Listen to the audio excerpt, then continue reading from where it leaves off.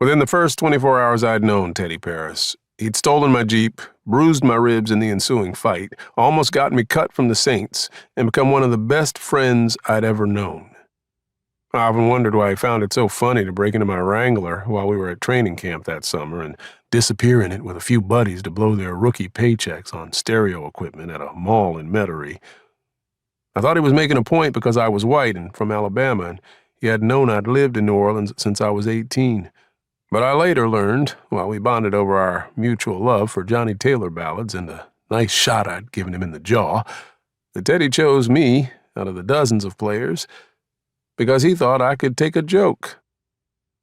Teddy and I had been friends even after our short-lived careers in the NFL ended, mine trailing into getting a doctorate and becoming a roots music field researcher, and his into a multi-million-dollar rap music partnership with his brother, Malcolm.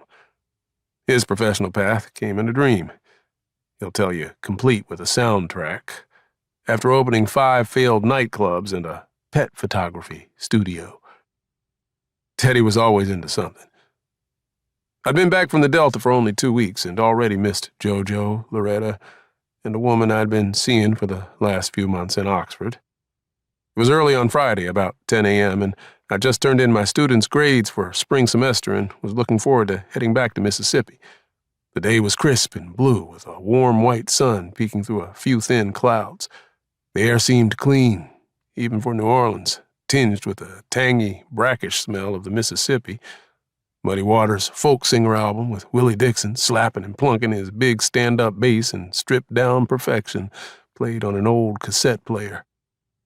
I needed to finish up this job and pack, I thought as I pulled out the old water pump from my Bronco. I inspected its rusted blades and wiped the blackened oil and grime from my hands onto my jeans and prized Evel Knievel t-shirt. I thought about Maggie and her farm, and her legs, and smiled. Polk Salad Annie trotted by, sniffed my leg, and then rummaged for a bone she'd hidden in a pile of old milk crates that held my CDs and field tapes. She chomped the bone, found a nice spot on an old pillow she'd grown to love, and then started to sniff the air. My $5 dog. I was already planning out the day's drive when Teddy walked through the gaping mouth of my garage and called my name. I knew the voice and told him to hold on. I heard the familiar click of his Stacey Adams shoes nearing on the concrete floor.